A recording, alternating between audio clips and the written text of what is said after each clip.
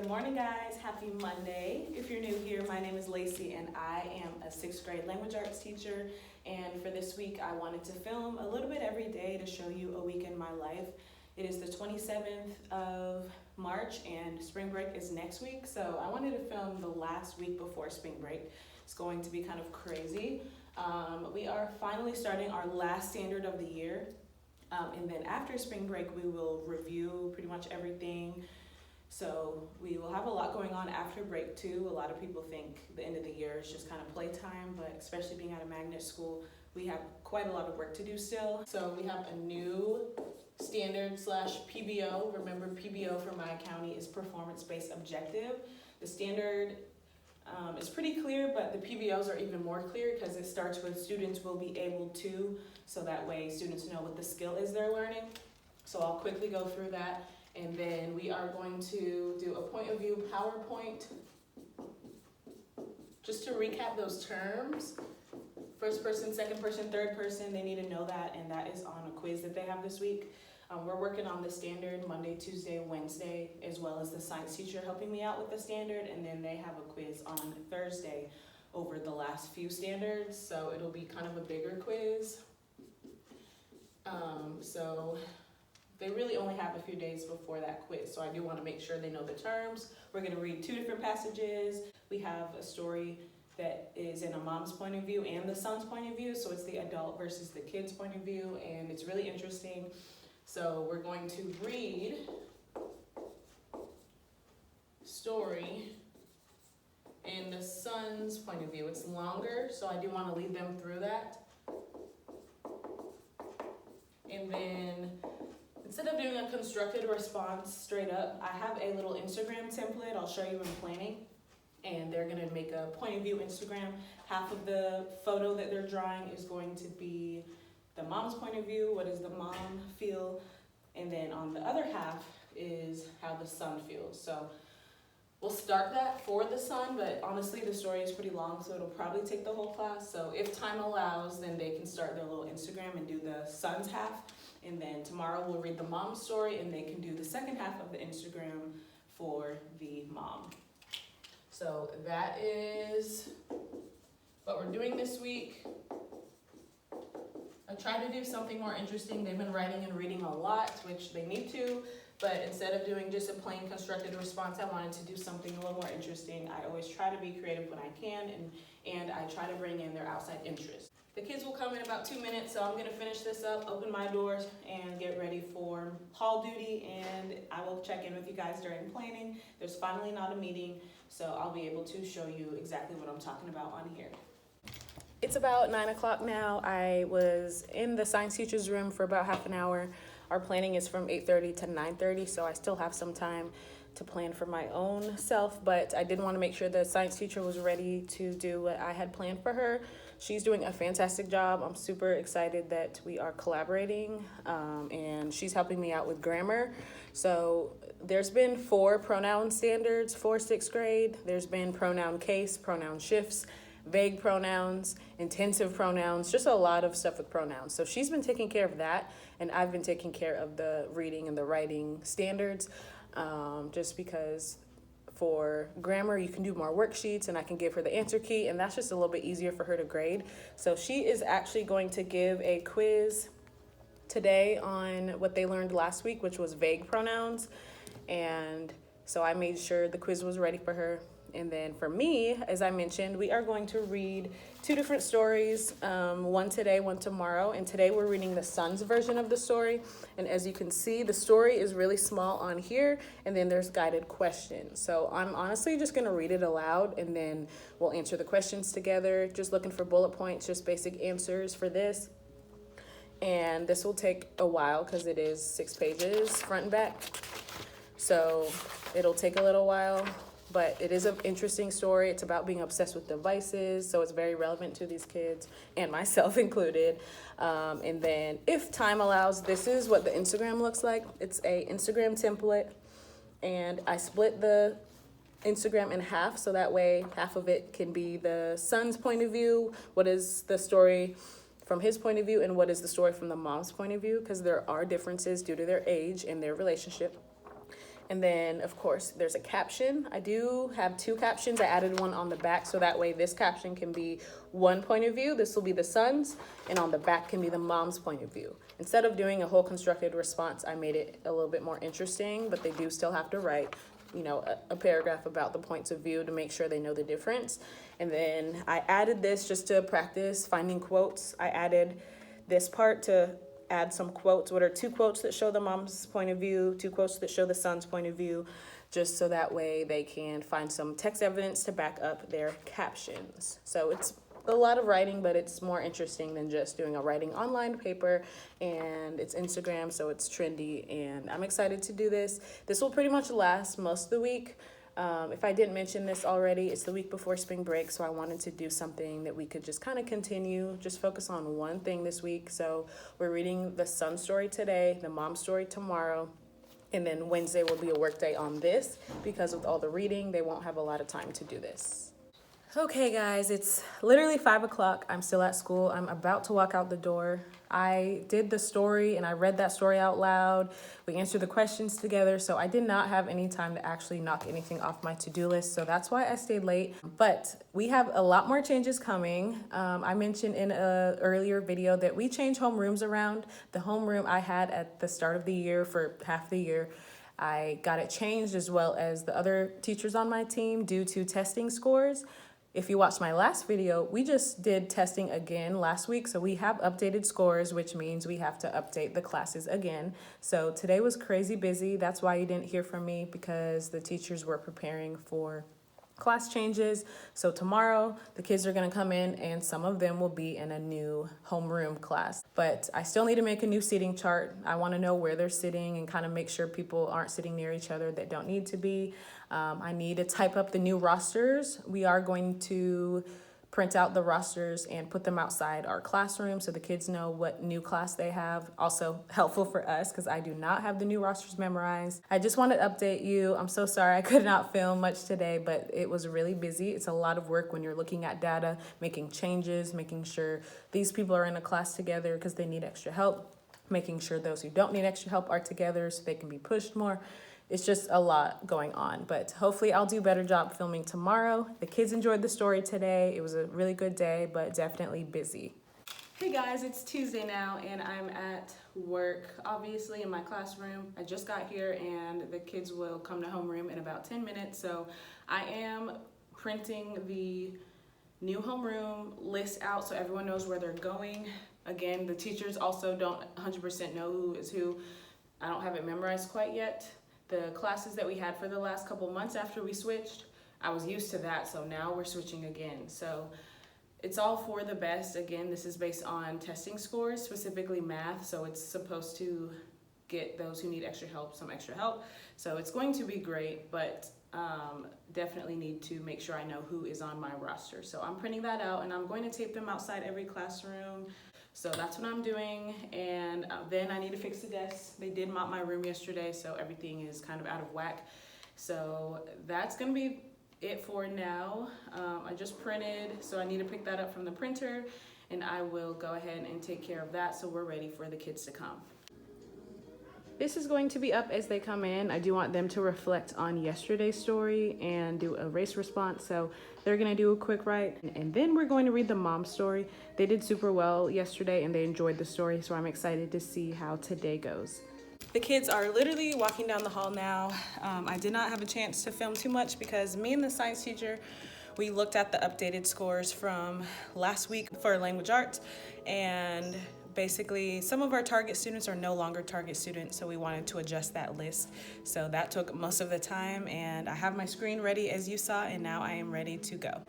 Hey guys, it's Wednesday now and I'm on planning. I just left the science teacher's room. If you're new here, I am working closely with the science teacher because she's helping me out with language arts. I teach 6th grade, and at the end of the school year when they have their standardized testing in May, their only 2 tested subjects are math and language arts. So she's helping me out, and the social studies teacher is helping the math teacher out with math. So the kids are only learning math and language arts at this time. So every morning I do need to meet with the science teacher, make sure everything is squared away for her room, and just try to help her out. And that's what I just did, so I wanted to check in with you guys. I did make some changes to my plan for this week. I told you on Monday that we were going to read 2 stories, which we did do. And then I told you that today, Wednesday, was supposed to be a work day on this. But this little Instagram template literally took them a few minutes. It was a little too simple considering it's the end of the year and I know what they can do now. So I'm actually not gonna grade this. I had to change the plan and I planned a 1-pager for today.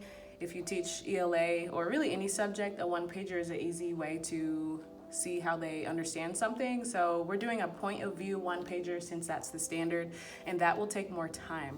It's not just about the amount of time that something takes, but if they can race through something, it really, in my opinion, doesn't deserve to be in my grade book as a grade.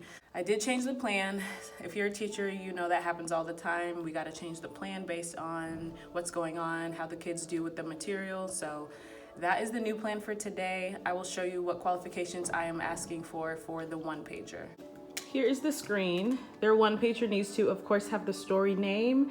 I want them to practice inference skills, practice theme as well, and then I want them to practice citing quotes that show point of view. Should be pretty easy to find quotes since there's a whole 4-page story of the mom's point of view and a whole 6-page story of the son's point of view.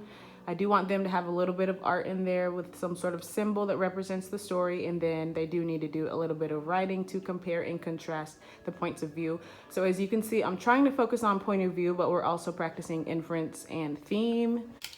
Typically, I would do 1-pagers on white paper, like printer paper, but I'm actually going to use colored paper. I have a whole bunch of colored paper, a whole bunch of colors. I mix up all the colors so that way when I pass them out to each row, they can kind of choose whatever color they want and then pass back the rest. So I think that will be kind of interesting. They like things that are colorful, so it should hold their attention and it should keep them busy the whole class. And I like 1-pagers because I can kind of make them whatever I want them to be. And this for sure is more aligned with the standards than the Instagram template. It's the end of the day now. I am headed home and it's about 5:40, so it's another long day. I've been at school for 10 hours. But basically I choose to stay after school. I talked to some parents about some of the test scores that were lower. We did have testing last week, as I've mentioned a few times, and we did change classes and do all that based on math because there is more of a deficiency in math. But there definitely is some people who need help with language arts. So after school, I agreed to tutor some students, so I only had like 2 or 3 students after school this week, so I'm not helping with after school or doing anything stressful, but of course I still have to stay late. So I'm headed home now. I am also going to stay late tomorrow, but that's more for a fun reason. I go to all the track meets because some of my students run, and I also have a love for the sport because I used to coach at my old school. So I am going to watch my students, and I also have a little cousin who runs. She's in 8th grade, so I'm going to do that tomorrow. So that'll be another long day, but I will try to film a little bit at the track meet and of course throughout the day tomorrow. Everyone is ready for a break, so I am so excited to make it through the week, and then next week will be smooth sailing and the kids will have a break, the teachers will have a break, and we will come back refreshed. Good morning, guys. It's Thursday and I'm at school literally at 7 a.m. because today is going to start off a little bit different than usual. Our team lead, because there is a team of 4, of course, the 4 academic subjects. Our team lead is the science teacher, and she's out today. So obviously I help plan for her since she is helping me out with language arts. So I wanted to make sure everything was ready for her sub, so I got here early. I also am going to have the walkie-talkie because that's what the team lead carries, so they can have direct communication with the principals and whoever else is a leader in the school. So I'm going to have that responsibility. We also have a teacher coming late, the social studies teacher. So it's really just me and the math teacher this morning, and that might be a little stressful if subs are late. So I want to make sure everything's okay. At about 7:40, when there's 5 minutes till the kids come, I will get on the walkie-talkie and see the sub situation so I can try to get it a little early versus a little bit late, because if not, it'll literally be 2 of us watching 4 classes. Still not sure if we will sit still and stay with our homeroom today just to make it easier with the subs, or if we will still try to switch. Luckily, we have planning in the morning. That's our first thing, really, that they do. So we'll have to make a quick decision during planning. But I wanted to update you guys. It's super early. I'm exhausted, but I wanted to make sure I'm doing my part since I'm sitting in as the leader today, and I want to make sure everything is in order. Now I'm going to quickly work on the seating chart. My homeroom and the science teacher's homeroom are those who do not need that extra math help. The other two homerooms are the students who are getting extra math help based on their testing scores. Those students are being pulled during connections and they get direct instruction, extra practice. So when we switch classes, of course, we don't always think about certain combinations of students who should not be together. And now that it's been 2 days, there are definitely some behavior issues that have been popping up. So me and the science teacher are going to switch out a couple kids because, again, our classes are the ones who are where they need to be, so it's not going to affect them. We're not taking any from the classes that need extra help. She and I are just going to switch some kids because there's been some behavior issues that are just not acceptable at this time of year. It's like that sometimes. We mainly are focusing on scores, but behavior is definitely a big thing too, especially at this time of year when we're all ready for a break. So I'm quickly going to fix the seating chart, and then I will make a note to let those kids know where they're going to be and why. I'm very straight up with them. It's almost April, they know what's expected of them, so I will be straight up and let them know this is due to behavior. That's what I'm doing now, and I will check in with you guys in planning because the kids will be here soon enough, and then I will have the walkie-talkie and be very busy figuring out the substitute situation. All right, it's the end of the day, bringing a student with me to the track meet. Oh, okay. 6th grade, it's fun. Not too late, not too late. We're gonna go to the stadium for the track meet, and I'm gonna drop her off. Of course, I got permission from her mom, and I'm going to cheer some of my students on.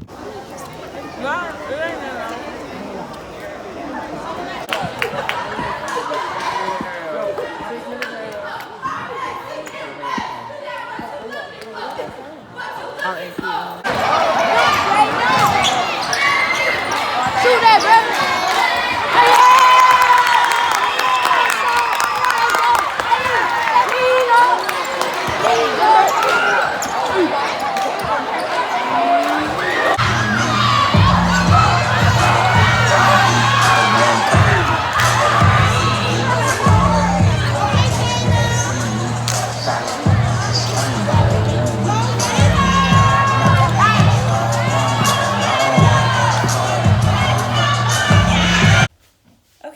It's officially spring break. It's Friday around 4:45. I just got home. I would typically be home earlier, but honestly, the teachers were just in a hurry to get out. And then in the parking lot, we talked for almost an hour, which is funny.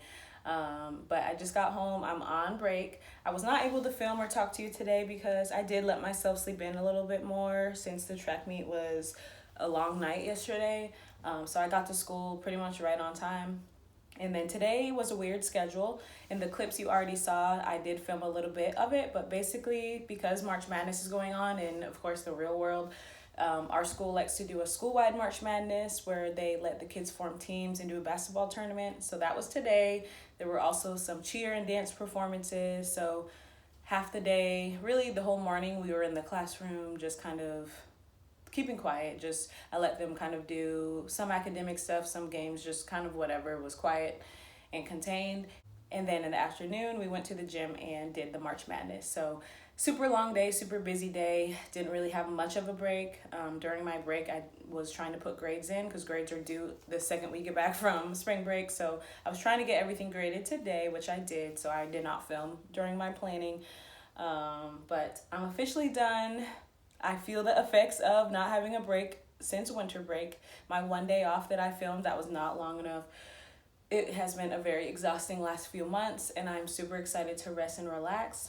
Tonight, I literally have no plans. I will be right here at home because I'm actually going to Atlanta tomorrow with my husband to see family and just have a vacation, really. So I need to pack and shower and do laundry and all that kind of boring stuff. And then the real fun will start tomorrow in Atlanta. So I just wanted to update you guys. That's the end of my week. Again, I'm not doing anything interesting today. So I'm going to go ahead and end the video here. Thank you if you're still watching. I know this video is long because I filmed like 4 or 5 minutes a day. But I want to thank you guys once again for your support. Please make sure you subscribe, like, share, and definitely comment down below what you want to see from us. And I will see you in the next video. Bye, guys.